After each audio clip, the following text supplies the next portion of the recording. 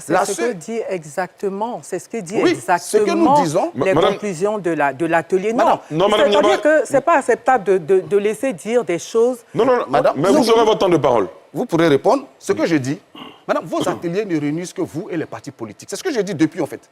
Mais vous êtes au service de la Côte d'Ivoire. Donc, ce n'est pas parce que vous vous serez entendu avec 50 ou 100 partis politiques à un atelier que cela devient recevable vis-à-vis de la loi. Acceptez qu'on vous oppose le code électoral.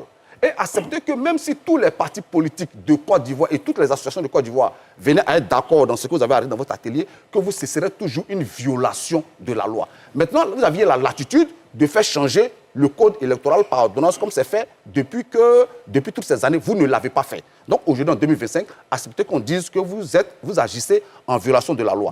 Deuxième chose, permettez, sur les budgets, Mme Ketty, Maître Ketty a dit, oui, effectivement, que les budgets n'étaient pas mis à la disposition de la CEI et qu'ils pouvaient être exécutés pour d'autres choses.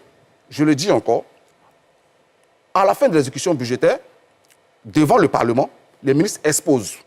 C'est-à-dire qu'ils font, si vous voulez, un compte-rendu de l'exécution budgétaire.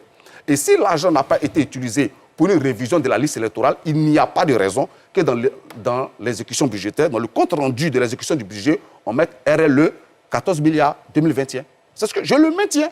Donc, si Mme Ketty dit que oui, les fonds ont été utilisés à d'autres fins, il aurait donc